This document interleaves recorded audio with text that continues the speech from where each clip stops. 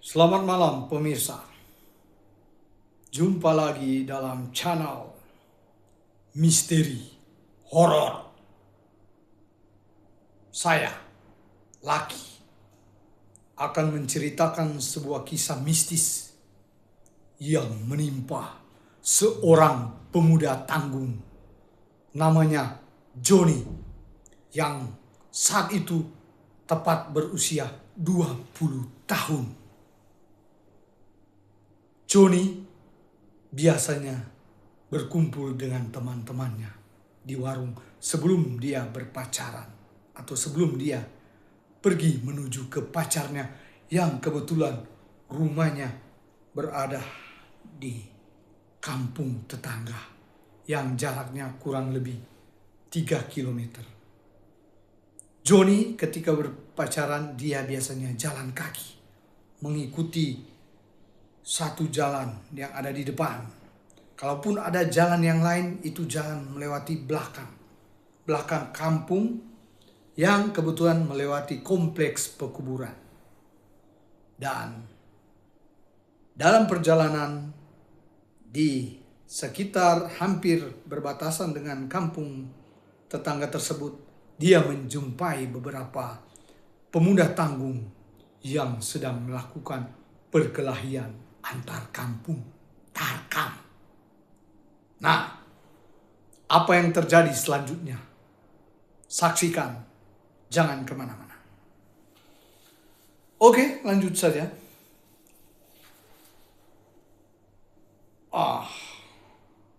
Johnny saat itu berusia 20 tahun. Kejadiannya tepat terjadi pada tahun yang lalu.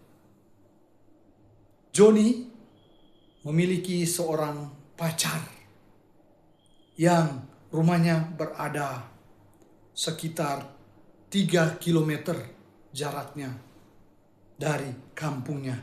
Jadi kampung Johnny berbeda kampung dengan pacarnya tersebut. Mereka bertetangga, tapi perjalanannya cukup lumayan jauh. Pada satu malam, tepatnya saat itu malam minggu, biasanya Johnny sebelum dia pergi mendarat atau berpacaran dengan pacarnya tersebut, dia kumpul bareng dengan teman-teman lelakinya sebaya. Mereka kumpul-kumpul di warung dan biasa kalau malam itu kebetulan dingin-dingin, mereka sedang minum minuman keras. Tapi si Johnny ini minumnya hanya sedikit karena dia mengantisipasi jangan sampai dalam perjalanan dia mabuk dan jalannya dia tidak tahu lagi. Sehingga dia berinisiatif hanya minum seteguk saja untuk menghangatkan tubuhnya tersebut. Nah, ketika jam telah menunjukkan pukul 11 malam, pemuda Johnny kemudian berpamitan kepada teman-temannya yang lain di warung tersebut. Setelah dia berpamitan, dia beranjak menuju ke rumah pacarnya yang berada di kampung tetangga yang jaraknya kurang lebih 2 atau 3 kilometer. Nah, ketika si Johnny ini telah berada di perbatasan kampung antara kampungnya dia dengan kampung tetangga tersebut, dia bertemu dengan beberapa pemuda-pemuda dari kampungnya dia dengan kampungnya pacarnya sedang berkelahi atau istilahnya sedang tarkam perkelahian antar kampung. Nah, tapi karena si Johnny ini bersikeras untuk pergi ke rumah pacarnya, maka dia berupaya menghindari jalan atau dia menghindari untuk melewati jalan umum yang telah terjadi perkelahian antar kampung pemuda-pemuda. Jadi dia mencari jalan ke belakang. Nah, kebetulan di jalan belakang tersebut dia melewati kompleks pekuburan umum. Nah, sesaat dia jalan di kompleks pekuburan umum, maka di ingatan dia telah melewati, dia masuk ke arah kuburan dan dia menuju ke arah yang berlawanan dengan kampung dari pacarnya tersebut. Jadi kalau kampung pacarnya harus lurus, dia ketika berada di kubur, dia tiba-tiba berbelok. Di kubur dia step by step dia melangkahi kubur tersebut, dan akhirnya lama-kelamaan dia sudah menuju ke arah yang lain. Dan ketika dia sedang menuju ke arah yang lain, dia sedang berjalan ke arah hutan. Tetapi dia tidak bisa untuk menghindar dari jalan tersebut. Dia tetap berjalan terus. Dan kira-kira 20 menit kemudian, di tengah hutan, tibalah dia di suatu tempat permandian air panas.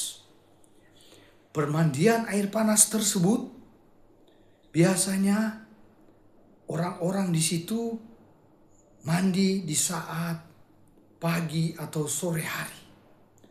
Dan si Joni ini pada malam itu kurang lebih jam-jam 11 ke atas, mungkin setengah 12 atau jam 12, dia telah sampai di kompleks permandian air panas tersebut. Dan kebetulan setahu dia bahwa di kompleks air panas tersebut telah ada beberapa orang yang meninggal dunia akibat tenggelam dan kebanyakan pusing karena terlalu menghirup air belerang atau udara belerang yang berada di air panas tersebut, karena air panas tersebut adalah air panas belerang.